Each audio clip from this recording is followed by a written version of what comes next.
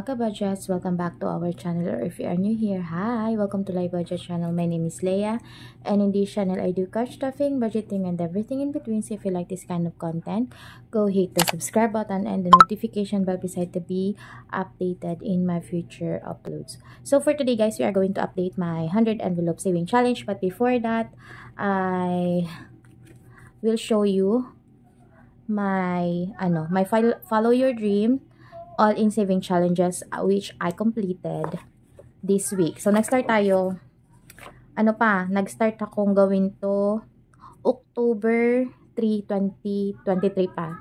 Tapos, ito na yung updates niya. Again, disclaimer, hindi ko po sinunod yung ibang mga amounts dito, like, yung mga dito tayo sa Invisible 50. Ginawa ko siyang Invisible 5 pesos lang. So, total is 600 pesos. And, etong Invisible 100, ginawa ko lang siyang 10 pesos. So, in-erase ko yung isang 0. Tapos, ayun.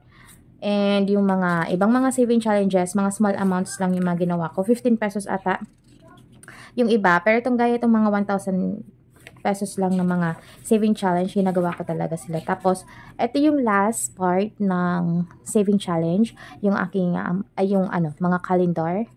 So, ito na yung update.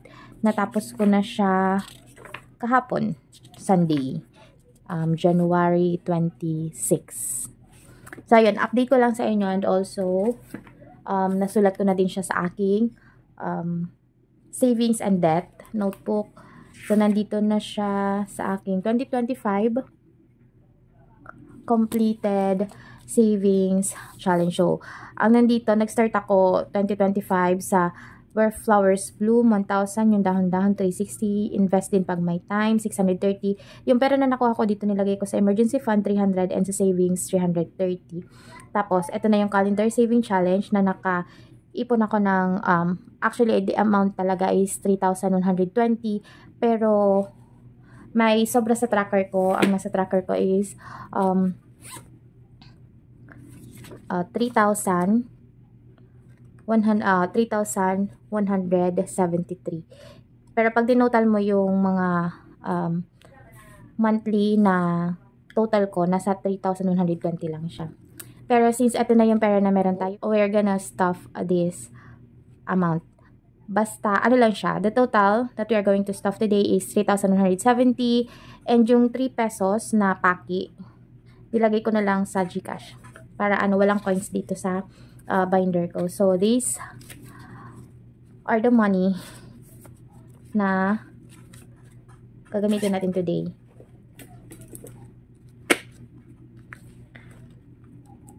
So, the last time na nag-cash stuff ako, nasa number 63. So, we are going to start with this one.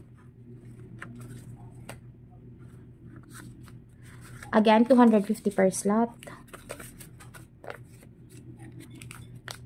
Ay, ito pala. Igigilid ko muna to kasi I need to complete this. I am going to add para maging 250. So, igigilid ko muna siya. Mag-start tayo sa 62.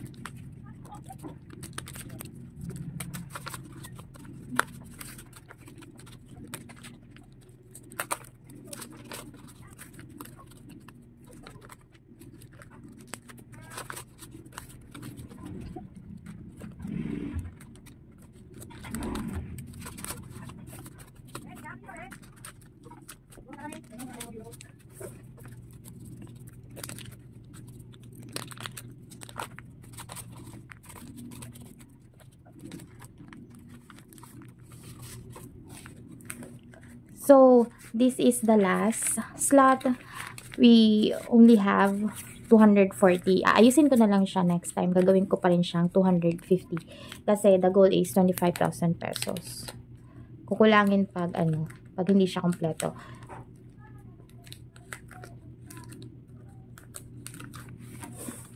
So, we are down to 25 slots. Tama ba? Kasi nasa 74 na lang tayo. And I am going to update naman this. Or, tama, 74. 74 tayo. Or 73 lang kasi yung 74 hindi pa pala kompleto. So, 73.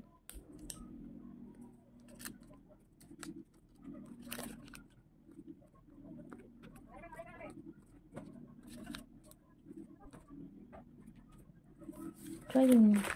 Tama. Hanggang 74. Sinabay ko pa rin. Ito na yung update, guys. Ano na siya? Sobrang na tayo. Sobrang lapit na natin sa ating goal. Ito pa lang mga saving challenges or yung pera dito. Some of it comes from my small saving challenges. Kaya mas madali ko siyang napuno this time. So, last time, if you're following me na sinuon-on pa, gumawa din ako ng saving challenge na 100 envelopes. Yung maliliit. Ang naipon ko doon is around 3,600. It's rate basa 3,000 plus. Pero today, nag-experiment tayo if kakayanin natin yung mas malaking amount which is the 25,000 nga. And as of now, nag-start ako. Nakalimutan ko mag-start. Basta around September ba? Basta pinost ko yun dito. Tapos ayun, nagsimula na ako. Nag-stop lang ako nung binayaran ko yung utang ng yung mga nagamit kong pera sa GCash namin yung may namatay sa amin. Tapos yung sunod-sunod basta nagastos. Tapos, as in ngayon, sunod-sunod na, tinatry ko talaga na at least per week may malagay ako. At ngayon yung pinakamalaki nating nalagay na yung amount na 3,000. So, ayun. Update ko lang kayo, guys. And also, I am doing some projects na ibibenta ko. Nandito siya. Wait. Alisin ko tong ilaw ko. Lagay ko dito. So, ito siya. As you all know, nagbibenta ako dati ng envelopes and everything, diba? Kaya lang, yung nagkasakit nga ako, nagka-sciatica ako, tinigil ko siya. Nagdesisyon akong itigil yung negosyo ko kasi yun yung isa sa dahilan kung bakit ako nagka-sciatica. Dahil nga, maghapon ako nakaupo. Pero today, nakikita nyo to, ikakat ko to isa-isa, lahat yan. Mga wallet size at yung semi-wallet size nandito. Kung bet nyo, ibibenta ko siya ng sobrang mura na lang. Nire-ready ko lang lahat para pag pinost ko, isahan na lang. So, kung gusto nyo, mag-message kayo sa IG ko. Kung gusto nyo na magpa-reserve. Basta, as in, halos 50% off, guys. Yung ibibigay ko kasi, ang goal ko is maibenta ko na sila lahat. Kasi ganito ako pag may ayaw na akong hobby, ibibenta ko yung mga gamit ko. Hindi ko alam kung nakwento ko na to, pero dati, last year ata, nung ayaw ko na mag-bake, binenta ko ng 5,000 lahat ng gamit ko. As in, lahat. Simula sa mga spatula na rin, basta ang dami-dami niya for 5,000 pesos lang. So, ngayon naman, ibibenta ko naman tong mga tira-tira ko dito kasi gusto ko nang maubos sila kasi may bago na naman akong hobby na gusto kong gawin pero wala akong space. Sabi ng mister ko, dami-dami ko na daw nagamit. So, naisip ko na ibenta na lang muna yung mga tira nung sa sa envelopes ko na business. Tapos saka na naman ako mag-iipon para dun sa bagong hobby na gusto kong gawin. Again, eto siya. I-cut ko pa to. So, by February, ipopost ko na silang lahat kasi tatrabahuhin ko na. And also, February is my birthday. So, parang birthday, giveaway, birthday sale, parang ganon. Basta, dapat lahat maano na sila. May mga envelope, may mga may mga binders pa. Marami pa akong binders. So, ipapamigay ko, as in, pamigay na talaga. Gusto ko lang mabalik lang yung puhunan. Kahit yung pagod ko wala ng bayad. Basta, kahit pa paano, mabalik yung puhunan ko. So, yun na lang yung goal ko. And if you are interested, guys, again, DM me on Instagram.